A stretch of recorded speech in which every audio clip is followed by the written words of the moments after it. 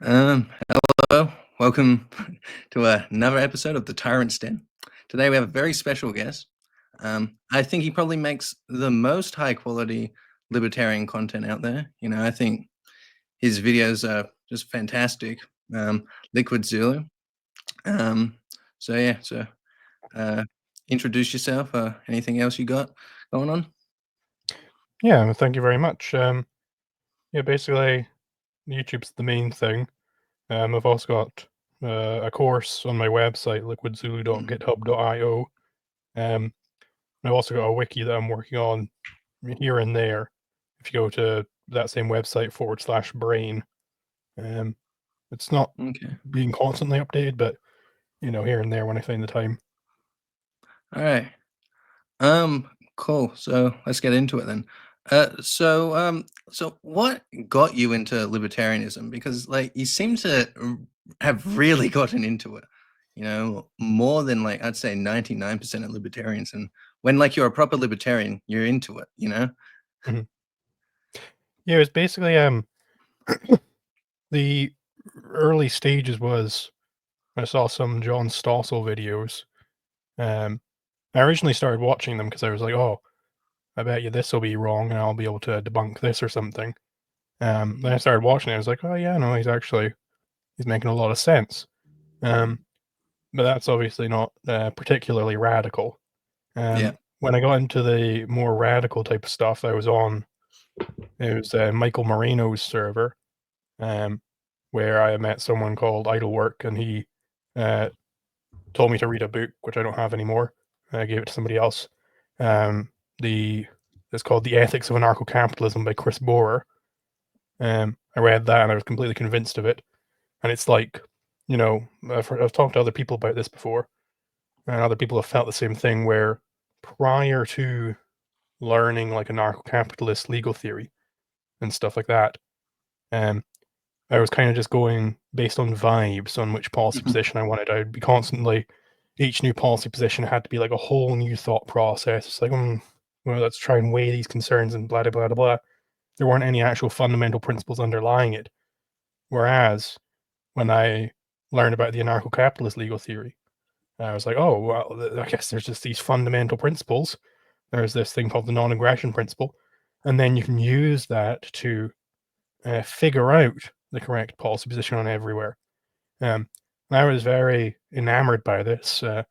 Apparently, not many people are, because a lot of the Mises Caucus types have gone down the road of just still going based on vibes for every new Yeah. policy position. None of them really quite saw what I saw, I guess. So the reason why I just went totally radical is because, well, I mean, in for a penny, in for a pound. You can't do these things by half measures, in my view.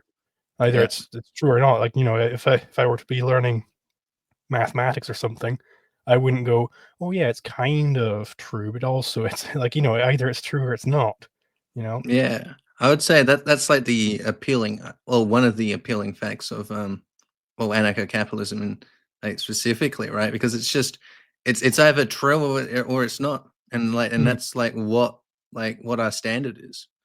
And when I kind of first learned about the NAP and was learning about it, I thought wow, it's just I thought I was consistent. I was a more of a conservative type before. I thought I thought I was quite consistent before, but I knew nothing. It was quite astounding. And that's like the thing is, you can't communicate to somebody who hasn't experienced that shift from sort of more normie vibes based thinking to then actual hardcore philosophy. Like, you can't communicate just how big of a switch that is. It gives you a whole new lens to see the world. Almost, it's every single thing. It just becomes immediately clear what should be done. It's not just going based on, well, my friends don't like this, so I'm not going to like this, or or the media said this thing and I hate the media, so I'm going to go against the media. It's none of that anymore. It's all just hey, let's figure out this policy position from first principles, rather than like, what is the expert opinions? Because some people, they think they do this thing where they figure out what the correct position is on a policy position, but then if you really dig down with them, they will openly admit that, like, yeah, no, there can't be one true correct thing. We've got to just balance the concerns or something like that. Yeah. Um, like they aren't treating it like anything else because they don't know philosophy, which for the most part isn't necessarily their fault. Most philosophers are dreadful and terrible people. So it's no surprise that most people are turned off by philosophy. But when you get in with proper good philosophy, it really does just change everything because it's the most fundamental set of ideas is philosophy. Yeah. So, like your big goal is to integrate anarcho-capitalism and objectivist philosophy. So, can you kind of just explain, like what kind of like that process of like just like discovering objectivism and just thinking, hey, maybe like the logical conclusions of this isn't like a minarchist state. It's more of it's like an anarchist state, right? Sure. So I was actually an ANCAP first, and then a friend of mine he suggested I watch Leonard Peikoff's History of Philosophy. Because at first I was just kind of like vaguely one of these pop stoic types, because I hadn't really studied philosophy at all.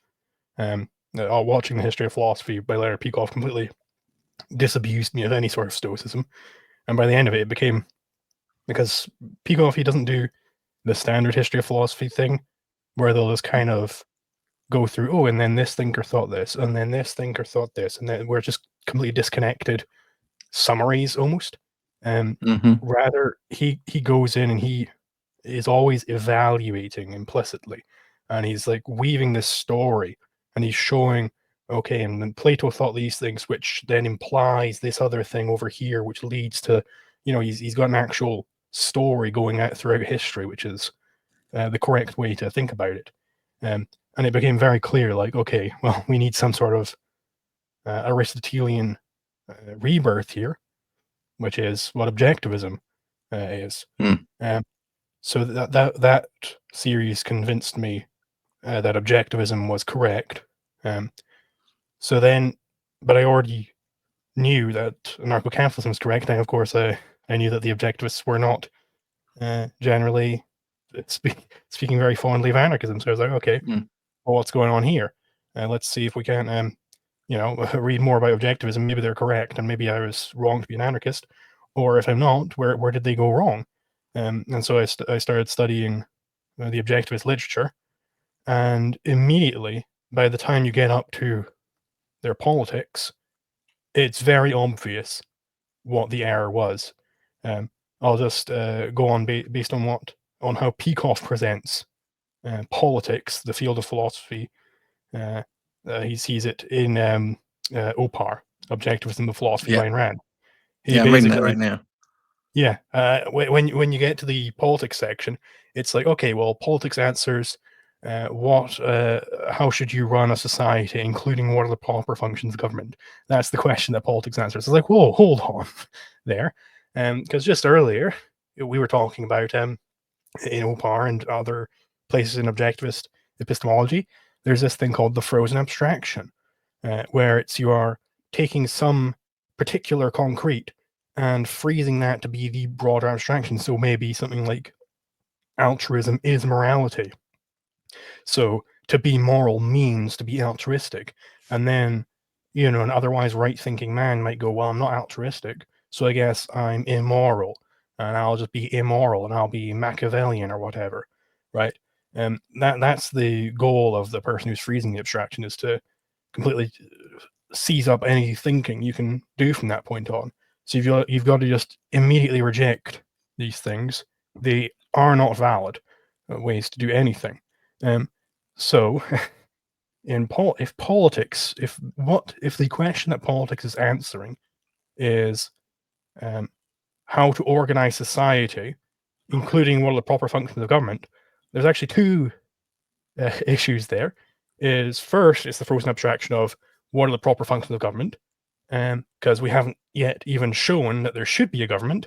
And of course, later on in the politics, Peikoff goes, and then of course there shouldn't be this thing called anarchism. That's nonsense, because of course it would be nonsense, because we already defined the problem statement to exclude any sort of anarchism. So that's the first problem with it, is the frozen abstraction. And the second problem with it, which leads to this frozen abstraction, in fact, is it's how to organize society. Now, that is just obviously collectivist. Society, that's an abstraction. It only exists in your mind, right? There isn't actually a society out there. There are only individuals who come together in societies. So the correct question to be asking, therefore, has to be on the individual level. It's what should I do in some sort of certain circumstance. So what circumstances do we actually care about when it comes to what politics is trying to do? And it's law, right? That's the legitimate field of philosophy, is law, and it's properly held to be a subset of ethics. It's what should you, the individual, do with respect to conflicts? Because if you just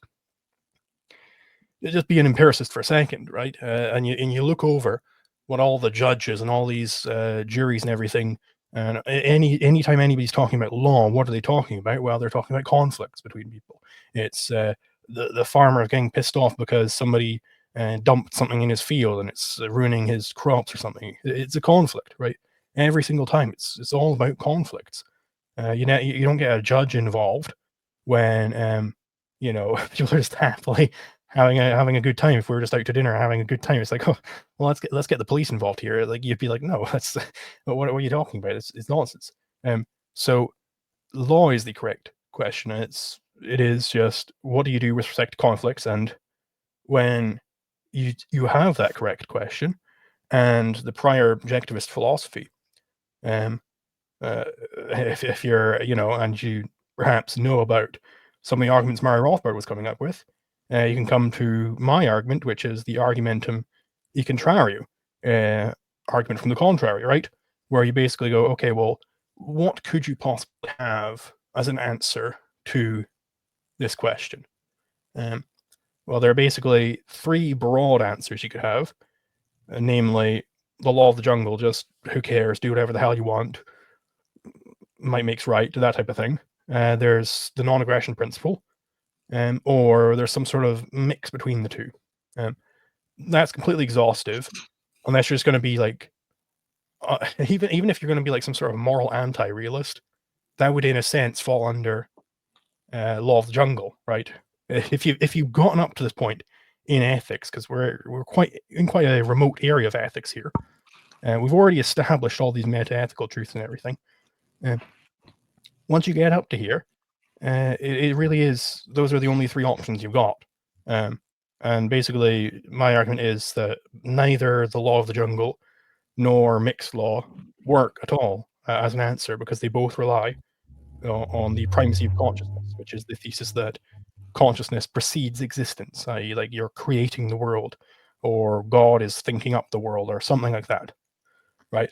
And objectivism already has a proof, which is that there is no, that's incorrect. It's a stolen concept fallacy. So existence has to have primacy. So a non-aggression principle is the only option remaining. And I go into quite a bit more depth on that in my video. I think it's called Anarcho-Capitalism Responding to the Critics. It's got Tick in the thumbnail, Ayn Rand, and then Donald Trump, I believe, is one of the variations. Yeah. So yeah, that's basically how you get to my integration of objectivism and anarcho-capitalism. Yes. And then you also, I believe it's that video you talked about, is that you also kind of talk about how Rothbard come out of the objectivist movement. Yes. Now, some people have disputed that a little bit, but at the very least, Rothbard is heavily influenced by objectivism, and he was in Ayn Rand's circle, and like his broader philosophy is essentially objectivism, right? I mean, if you read like Ethics of Liberty, it's undeniable where he's getting this stuff from. It's kind of straight out of the Objectivists, right? And there are all sorts of quotes from Rothbard saying he agrees with Ayn Rand on the whole gamut of philosophy, but except for this one little area, which is anarchism. And I don't think he had a good integration of the two. I don't think he tried to do that. At least not explicitly, because he didn't really like citing Rand at all in academic work, and he was more focused on building up the law as it was. So that's why someone like me has to come along and say, "Hey, look, these things they go together like cheese and wine. So let's have them together." Okay. So then, how does someone like Hans Hermann Hoppe come into this? Like he comes from a Kantian tradition, which is like the devil, according to Ayn Rand and Objectivism. And then you seem to be quite fond of his argumentation ethics. So how do you integrate Hoppe and kind of his epistemology into your philosophy? So it's worth attacking that on two levels. It is first, how do we get this massive Kantian wave? And second, well, how do we, how can there be like true arguments made by these people, namely argumentation ethics? So for the first level, it is basically the Austrian school started out as Aristotelian. Menger was an Aristotelian. There were other Aristotelians around about the time of Mises, but Mises was the big head honcho, basically, and he was a Kantian. And then from there, you get other Kantians like Hoppe. Now, there is this paper I'm reading through at the moment, which I'm going to turn into a stream at some point, where it's basically the thesis is like, hey, these Kantian Austrians, they all spent a great deal of time going over their epistemology, like whole books. Like Hoppe has a whole book where he's talking about epistemology. Like a great deal of human action is talking about epistemology. They go to lengths to talk about their epistemology, whereas the Aristotelian Austrians, they kind of just don't bother with it that much. They don't elaborate upon any sort of epistemological concerns. Apart from like, a sentence here and there, like Rothbard will say, "Oh yes, I am an Aristotelian," blah, blah, blah. Moving on, they don't really go into any sort of depth. Now, that has basically led to this situation we're in right now, where the most prominent philosophical position within the Austrian school is now the Kantian one. Now, it is worth noting that the specific vein of Kantianism they're coming from is quite a Cope-heavy one, where they seem to think that Kant was a brilliant Aristotelian kind of guy. Now, Kant certainly professed to love Aristotle, and he professed to be a great big defender of Aristotle's laws of logic. And in effect, he's not at all. He takes Aristotle's laws of logic, like the law of identity, non-contradiction, blah blah blah blah. They are all huge, big, fat, stolen concepts on Kant's philosophy. He has absolutely no way of demonstrating them to be true. He just kind of steals this concept from the empiricists and say, "Okay, right, I'm going to take these and put them as my categories," because he doesn't want to sound like a complete nut job. But on Kant, there's actually no way to show that these things are true, because maybe I have a certain way of perceiving the world where I perceive contradictions are true. Maybe my name is Heraclitus, and I perceive that. How can you prove me wrong, right? What actually? There is actually nothing which can be done on Kant's philosophy to say that the madman isn't actually just perceiving things that way. Maybe that's just his phenomenal world is a madman's phenomenal world, right? It's so it completely nullifies and neuters Aristotle, as you would expect from a rationalist, right? Because that's what he fucking is. So these Kantian Austrians, they put their big cope hats on and try and pretend like they still like Aristotle and stuff like that, which does allow them to come to some true conclusions. So, for instance, a Kantian will quite often say that they're a big defender of the law of non-contradiction and identity and stuff like that. Now, those things are true.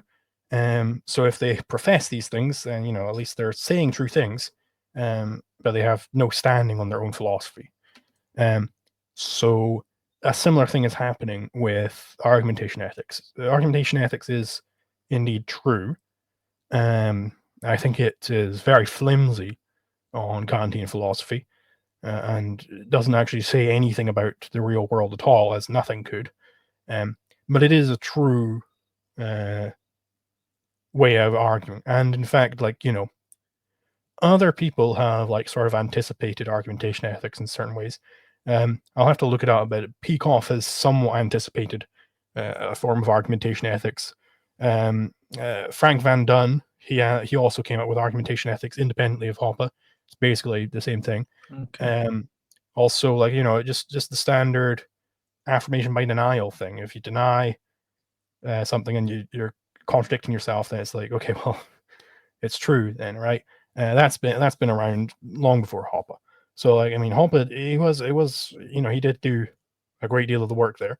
I'm not trying to make it sound like he did nothing, but this isn't something which is a uniquely Kantian viewpoint, is sort of what I'm getting across.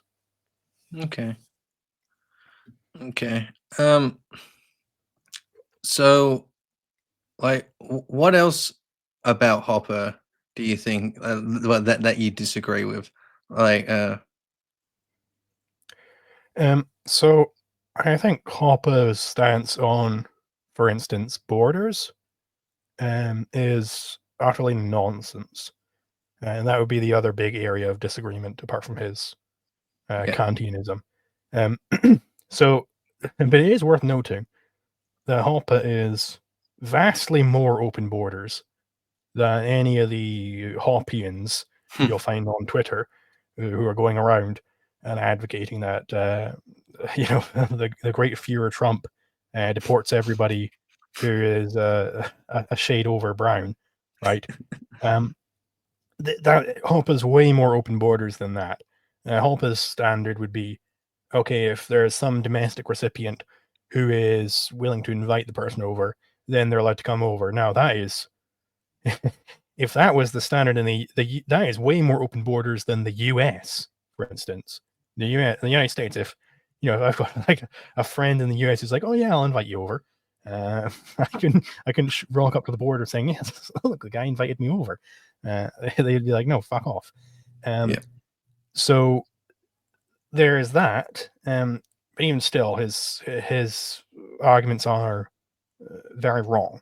They basically rely on this idea that the taxpayers in some way own the public property, and that the taxpayers then get to decide what happens. That isn't true on any level of analysis.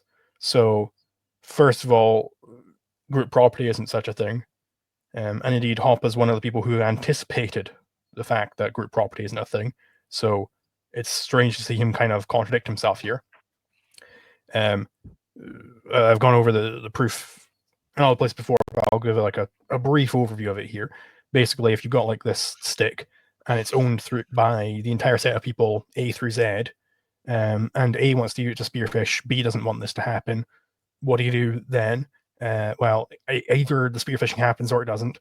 If it should happen, then A is the owner and B isn't, and vice versa. You can't have them all own it. You can't resolve these conflicts within the group. So group property doesn't exist. So, and the other sort of problem with it is that there is no chain of title transfer. At what point did the taxpayer start owning these things? If somebody comes and steals money from me and buys a bike off someone, I own the money that was stolen. I don't own the bike, right? I have nothing to do with the bike because that is stolen funds that he's using to buy that bike. So that there is no transfer of title there. So the bike is still owned by the bike shop, and the money is still owned by me. And the guy in the middle, he gets fuck all. So on both levels, Hopper's just incorrect there. Right. So going back to objectivism, so like, would it? I've heard it described like this before. Would you describe it as like the primacy of existence? So my definition of objectivism is the philosophy of the primacy of existence, where the primacy of existence, as discussed, just means that existence precedes consciousness. Yeah. You're conscious of existence. So the reason why I think this is the case, contra any of the other Legion definitions which people have tried before, is because objectivism approaches philosophy in a very different way to most philosophies. It's not kind of just a grab bag of, oh, I like this thing, I like this thing, and blah, blah, blah. It takes like the most fundamental question you could ask: what comes first, existence or consciousness? And then it takes the answer to that, and just namely that existence comes first. Existence exists is the most fundamental thing in objectivism, and then it just applies that across the board. So in metaphysics, as Peikoff states it, the essence of metaphysics on objectivism is just building out these corollaries of the existence axiom. So that's obviously applying the primacy of existence. Then in epistemology, well, why is objectivism an empiricist epistemology? It's not random. It's by the fact that your consciousness is just consciousness of something. That's where you get the empiricism from. The theory of art. It's all about guiding man's life for his actual physical requirements. It's looking out. It's not retreating into your mind and thinking this stuff up. The objectivist, every area across the board, every possible thing in philosophy, apart from politics, you are coming up with any question. Objectivism is just applying the primacy of existence to that question. Now, several people have tried to straw man me on this point when I presented it before, where they'll say, oh, but I mean, objectivism is more than the primacy of existence. It's like, well, fucking duh, right? Because I have never once just said that objectivism is the primacy of existence. That's not what I mean. I'm not saying it's just that thesis. I'm saying it takes that thesis and applies it to all these different areas. So that is what I see as the essence of the objectivist approach, is being objective. And what does it mean to be objective? It means to adhere to the primacy of existence. Now, Peikoff, at least, he has a different view on what this essence of objectivism is. He at least admits that there is some essence to objectivism. At least when he's not specifically thinking about open versus closed objectivism. When he's not thinking about that type of thing, and he's just doing philosophy normally, he proposes that the essence is the theory of concept formation. Okay, fair enough. I disagree, because I think metaphysics is more fundamental. But at least he's out there looking for an essence when he's not thinking about open versus closed stuff. But most objectivists, when you present them with this question, what is the definition of objectivism? They'll just say, oh, well, it's the philosophy of Ayn Rand. It's whatever philosophy Ayn Rand believed in. Now, that is just utter nonsense. You don't do that anywhere else in any field of human knowledge. You don't say, what is the theory of general relativity? And it's like, oh, it's what Einstein believed about gravity. Are you fucking saying? It's, first of all, Einstein isn't the only contributor. I mean, that's an actual example by Onkar Gatti, I believe, where he said, well, there's Einstein's theory in physics, and when Einstein dies, those theories are closed. It's, motherfucker, they aren't called Einstein's theories in physics. We're not talking about Ayn Rand's theories in philosophy. We're talking about objectivism, or the theory of general relativity. So the theory of general relativity, definitely not closed upon Einstein's death. Many other people have contributed to that theory and are still contributing to it, still trying to contribute it to this day. That's what the theory of everything is. It's trying to make this big leap from the general theory of relativity to broaden it to also apply to quantum phenomena. That's the whole fucking idea. So you don't do that there. You don't do it in biology. You don't do it fucking anywhere else. You don't even do it for other philosophers. Peikoff himself doesn't do this for other philosophers. If he, in his history of philosophy, when he's talking about Aristotle, he's saying, well, Aristotle had some Aristotelian elements and some Platonist elements, because he was obviously one of Plato's students, and we don't have all of his work surviving. So it's not clear at what point he wrote different things, even. So, if Aristotle can have Aristotelian elements, then surely to be an Aristotelian doesn't mean just whatever beliefs Aristotle held in philosophy. If we can do this for any other philosopher, we are able to do this easily. And we're able to say what a Kantian is as against Immanuel Kant. We're able to see what the fundamental there is. We're able to say what an Aristotelian is as against Aristotle. Why the hell do all these people turn their brains off and suddenly they're incapable of doing it for Ayn Rand? Clearly they've got some sort of motivation here. Namely, they want to keep the cult going. They don't want there to be this thing where you can actually just, anybody can come in and improve upon the theory, because that's just untoward to them, because they worship Ayn Rand. Ayn Rand said so, therefore it's objectivist. Now, I think that is just begging for objectivism to die off and not accomplish anything. So I think it's a very important thing to come in here and give proper, strong arguments for a sort of open objectivism. Not the arguments which have been provided thus far, because they're nonsense. The arguments that I provide in the aforementioned video. So I've noticed online, a lot of the I don't know, cultish Randian objectivists gotta be some of the most insufferable people I've ever had I've ever had contact with. And so and I assume that would have been towards you, on a whole different level. Oh yeah, they all act exactly the same. I'll tell you how it is. So they're all sort of overly formal when they're doing these things, and they use this as a way to sort of just look down on you. It's like, silly boy.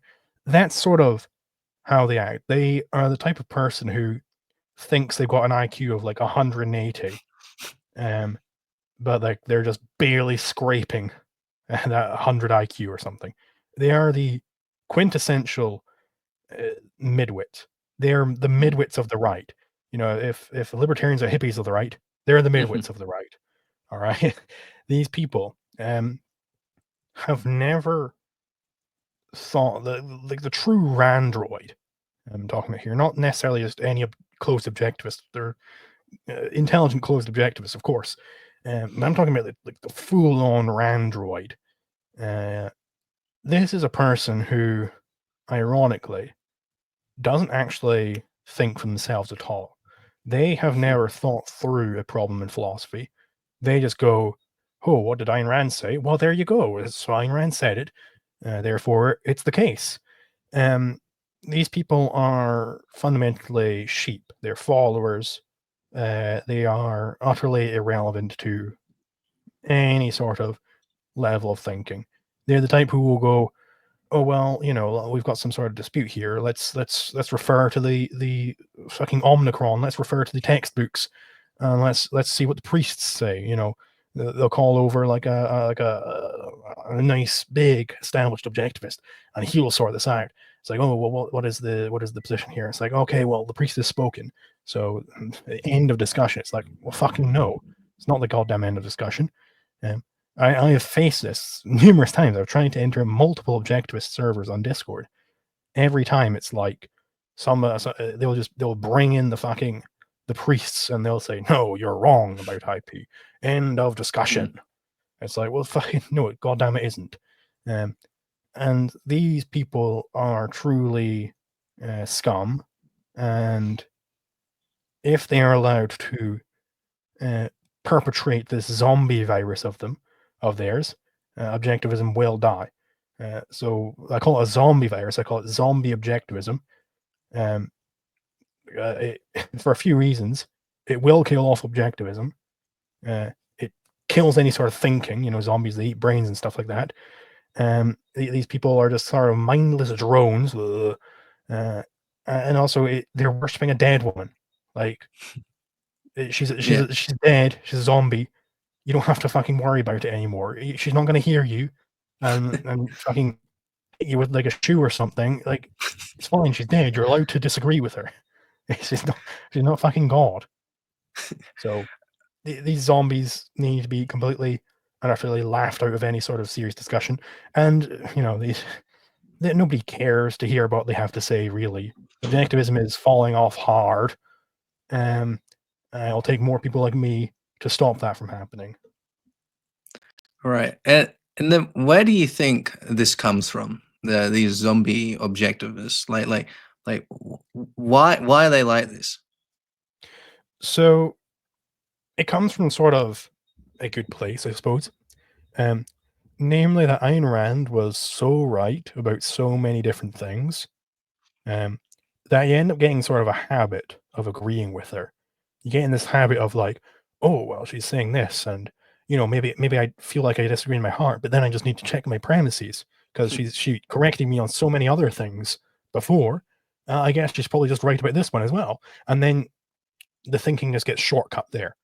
Instead of actually really going through it, really going through her reasoning, they go, well, she's already corrected me on a bunch of other things and she was right about all those. So I'm just going to be more efficient here and agree with her preemptively and just take her argument as gospel. That is sort of, at least in my view, where this type of thinking comes from. And it is really not something which you should be. It's something that should have been addressed a lot earlier because there were already these cultish elements in her life. She should have addressed them and set it all straight. But maybe she liked the cult in a certain way. Yeah. Well, if you watch Rothbard's play, Mozart's Is a Red, it seems like these elements were like in the movement quite early on. Mm-hmm. Yeah. So admittedly, I'm not an objectivist. I don't know. Yeah, I'll probably get there one day. But something that I've been convinced of is rational egoism. I think that it's it's ultimately just true. Like man acts in one's own self-interest, and and if that wasn't the case, like man wouldn't act, right? So how does this act to well, how does this connect to the rest of objectivist philosophy?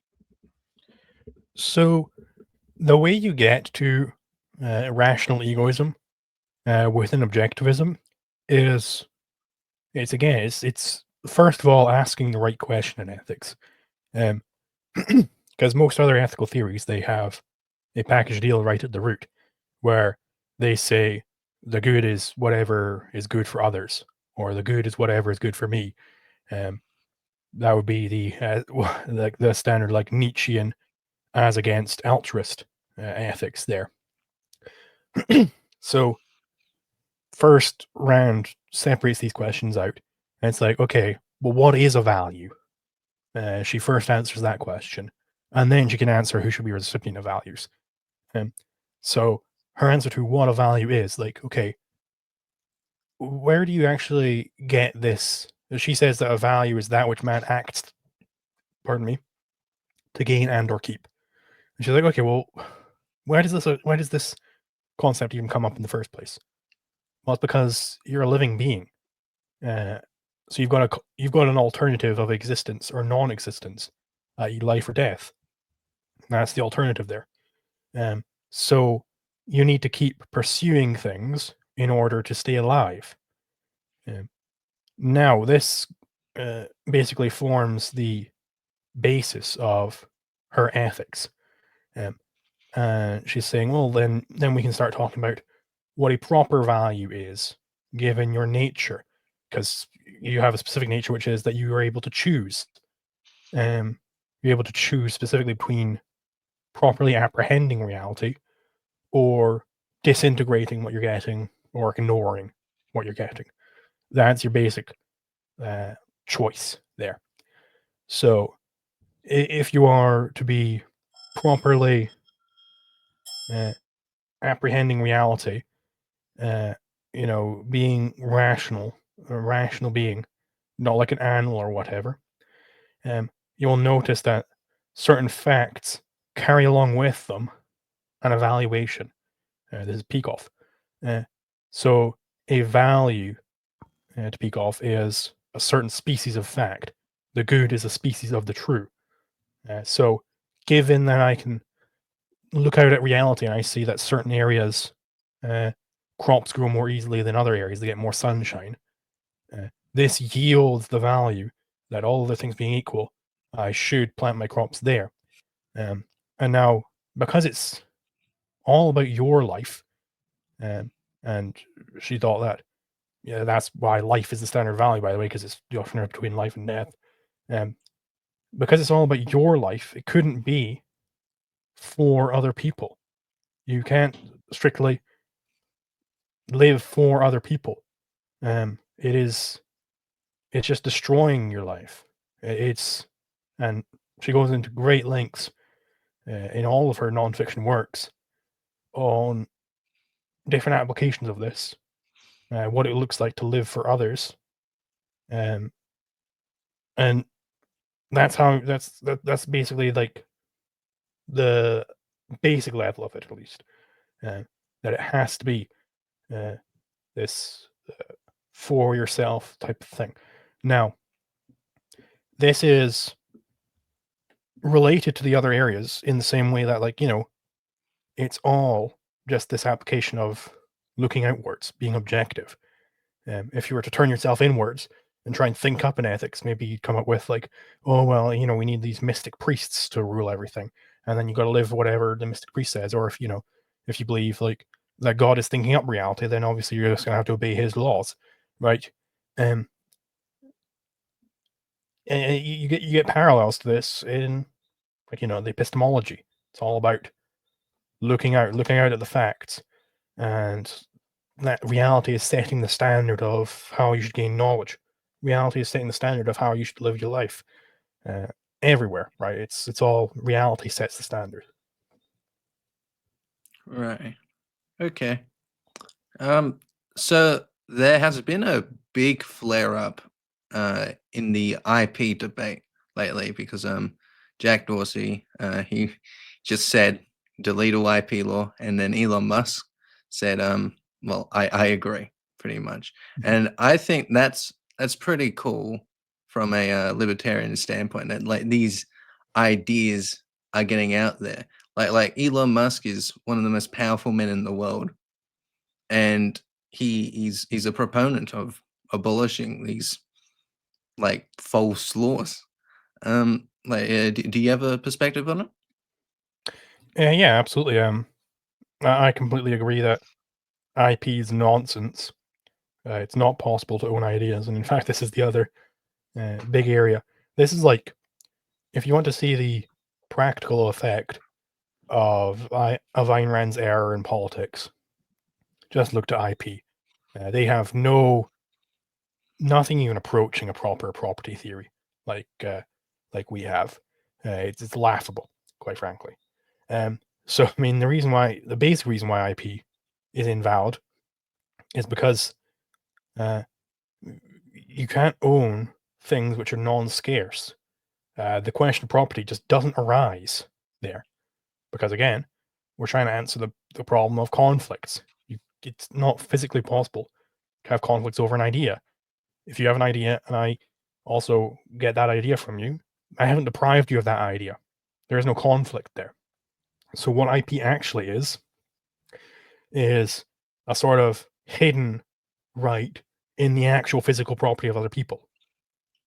It's a negative easement coercively enforced against everybody else to make sure they don't think the same ideas as you. So it's a monopoly ground. Like, that's what it is. Like the sort of, and it's kind of ironic that the objectivists, the Randians, would go for IP, because it's just pure Platonism, right? It's the idea that, hey, if I come up with a new type of bike, the I own the form of bike. I own that new form, but the form doesn't exist. It's not out there. It's in your head. Right? It's taking property away from the actual things which exist and towards the world of Plato. That's just a complete error there, and it's born from the same error that they just do a different thing in politics. They take away from the individual and towards the collective, away from particulars towards concepts. Right? That's how they get to this Platonism all across their politics, including in the IP area. And I hope that this is a sign of things to come with Dorsey and Elon Musk endorsing the abolition of IP. Hopefully, there will be some sort of political will to actually do that, because it is truly one of the most destructive policies enacted by the state, if not the most destructive. Every sort of monopoly which comes up is because of IP. Every horrid business practice which you hate because of IP. It's all fucking IP across the board. Why does insulin cost a fucking $1 million a vial? It's not because greedy capitalists got in there. Because IP. People got in there and got a patent, and then they have a monopoly on it. Nobody else is allowed to produce fucking insulin. That's why the Open Insulin Project, I believe it's called, they're not trying to make insulin as it's normally produced in the human body. They're trying to make just a completely different way of making insulin, which is similar. Right? It's called a biosimilar rather than a bioreplicate, which is a lot harder to do because all the easy ways to make insulin have already been patented. So they just aren't allowed to do that. We could fucking fill a swimming pool of insulin for like $1. It's really not difficult to make, but it's patented. So you're not allowed to fucking make it. Like every shady business, every video game company that people hate, the reason why they hate them is because they got fucking patents. That's why they're able to get away with these shady fucking practices, because they got fucking patents on all the shit they're doing, right? Copyright and patents. That's why every company that somebody professes to hate, they hate the patent side of it. Yeah, and the patent and IP that in the US and Australia, they're protected in the Constitution. I'm not sure what it's like in the UK. Do you know? Well, there's the UK. I believe it comes from the Statute of Anne. Okay. But the thing with the UK is there is a constitution here. I believe I think it was made by Tony Blair. It's not quite the same as the US one, where it's like the basis of everything. It's just kind of slapped on there on top of things. Like we already had a huge common law tradition, so I don't even know what it would take to get rid of I. Honestly, I would not have any faith that any government in the UK at any point in the next few centuries is going to even come close to making a good policy. So I don't even think it's worth looking into. All right. Okay, so this kind of leads into my next topic. It's like how's the movement going in the UK? Because in Australia, I think it's a pretty all right movement. We have a couple elected politicians in the state parliaments and all of that stuff. I think we're more successful than the American party. I think it's just probably due to our system, right? But it's but looking at the UK, it seems like you guys are completely stagnant. Yeah. So I mean, in Scotland, you could maybe fill a room with the amount of libertarians there are. England, I'm not sure what the status is down there, but I can't imagine it's much better. But yeah, so there is not really any sort of political will for libertarianism over here. The Libertarian Party is very, very small. I think it's a couple hundred members or something, if that. Right. It's not a large party by any stretch of the imagination. Now, maybe in some fucking pipe dream, it could take off because people just get really sick of the big parties. But a lot of like people's will to do that type of thing has been just wrung out by the failure of reform when they were given like just the more ultimate mandate you could possibly ask for, and they fucking cocked it up. As is always the case with Nigel Farage, he loves fucking cocking things up. Right. Like when I saw that he wanted to nationalize British Steel, I thought, well, he just lost all of the libertarians that were just following him. Like it's just I don't know how, like as like someone who is seen to be as the next prominent right wing party in the next couple elections, right? I don't know how you mess that up so bad. Yeah, it's people, everybody in the UK, is just a big fucking commie. Like some countries they have a national religion. Malaysia it's Islam. Over in the UK, the national religion is the National Health Service. It is socialist medicine. If you dare question the National Health Service, you are persona non grata in most social situations. Like it is bad. The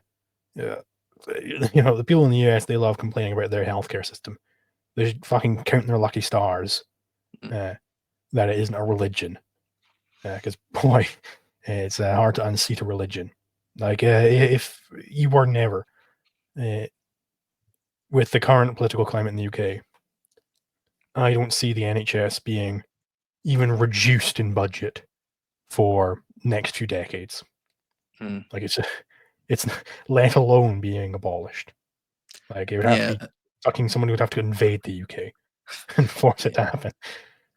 Yeah, so in Australia, we have a public healthcare system, but we also have a large private sector, which we get the best of both worlds. We have the American system and like the UK system, right? So if you want super expensive healthcare, there you go. But if you want super crappy healthcare, there you go. Best of both worlds. So my grandfather, he's from Scotland. He's from Fife, and like going back to what you said, it's just like there seems to be just like this socialism just embedded into the UK psyche, right? Like because he talks about the town he's from, like a small coal mining town, right? Like you'd see people there, like in the 60s, who've apparently been working the same coal mine since they were 14, right? Back when he was younger, and it just seems like all of these socialists, like the only solution, right, is a socialist. I would assume that's throughout the UK. Yeah, I mean, just recently there was that Irish band, Kneecap. They were playing in Coachella. They were all singing "Mice in a Box," in reference to Margaret Thatcher. Do you know, like the big fucking evil that this multi-generational hatred for Margaret Thatcher is? Because she tried to denationalize some industries. Like she shut down some coal mines. It's like, okay, well, let's let the free market take care of this. And she's like fucking hated by vast majority of people in the UK. I don't know if it is vast majority in the UK. I know she's got like some amount of support still in like the old guard Tories, but like at least in Scotland, fucking run 100 miles, talking to every person on the way. Hey, do you like Margaret Thatcher? Hey, do you like? No, you're not going to get a single yes out of anybody. They all fucking hate her. Yeah. And her big evil sin is that she wasn't a fucking commie. Even though she still is a fucking socialist, obviously by our standards. Yeah. So that shows you how fucking crazy it is that even a fucking socialist like Margaret Thatcher is like fucking the devil over here because she wasn't enough of a socialist. Like, Jesus Christ. Yeah. Well, funny enough, I think my grandfather does kind of like Margaret Thatcher, but she's got the odd Scottish opinion. But so yeah. So what? So what do you see the odds are of like libertarianism taking off in like the West, right? Because like that like even though I said like the Libertarian Party has had some success in Australia, they are still relatively small. And then when people like, and then they and how they, I have some issue with how they like message themselves. It creates a lot of confusion to what like libertarianism is, right? Like so like they like put themselves forward as the free speech warriors, right? And so people join the party, right, because they support free speech, right? But they want all of like welfare, like and they don't know anything about defederalization. They don't know like anything about like they don't know who Rothbard is. They probably don't even know who Milton Friedman is. And so like, what do you think are the odds of like these more radical elements of libertarianism kind of catching on? Like do you see that as a possibility in the near future? Near future, probably not. This is like now the big Trump wave has come in, and we'll have to deal with for the next decade or so. But in the long-term future, it's almost inevitable. So the reason why I think this is the case is because I agree with Leonard Peikoff's philosophical theory of history, where the philosophy of the day is what gets you the type of society which you have. So Immanuel Kant comes in and deeply embeds collectivism and subjectivism into the philosophy of the day. And then, a century or so later, you've got Nazi Germany, you've got communism, you've got all these big, horrible ideologies. And, in the West, we're now still coming up on this Kantian wave. Kantianism is being more and more broadly accepted by the general public. Now, the reason why Kant was able to do that is because he was perfectly situated. There had been a big revival of Aristotle thanks to Thomas Aquinas, and this led to the scientific revolution, and all the brilliant things which came about from that: the Industrial Revolution, the Renaissance, the Enlightenment, all that. Thank Thomas Aquinas for bringing back Aristotle. But that was with each of these big constructive periods, if there's some sort of error embedded in them, it's sort of like the business cycle, where that error just kind of keeps growing and propagating. So you got this big constructive wave, but this little error, that's like a little introduction of fiat, where it then ends up necessitating that you're going to have a skeptic wave. And of course, from all this, you get a growing skeptic sentiments. People, they were all like materialists, and they couldn't reconcile materialism and certain knowledge. And they kept poking holes in all the rationalists who were trying to do it with innate ideas. And then until you eventually get to David Hume, and it's like, well, you can't actually know anything at all. You have to just be complete skeptic on the new scientific attitude that we have. So that when you've got this total skepticism, it is just begging for a new constructive wave to come about. And unfortunately, we didn't get an Aristotelian. We got a Platonist, Immanuel Kant. So we got a huge Platonist constructive wave. And thank Immanuel Kant for every horror committed in the 20th century. Immanuel Kant is at fault directly for the Holocaust, for the Holodomor, for all of this, all of these evil things, right?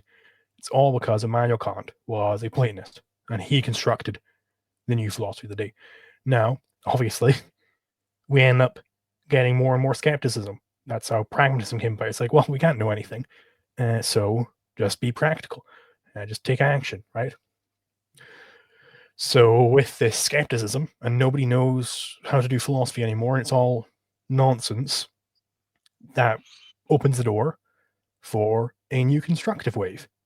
Thankfully, Ayn Rand filled those shoes. Ayn Rand came in and brought back Aristotle. She was, people like to sort of ignore Ayn Rand's influence. She was a fucking best-selling author. Like, she is far and away beyond anything else, right? Try getting a fucking Hegel book to be a bestseller. Not happening, right? So this big constructive wave,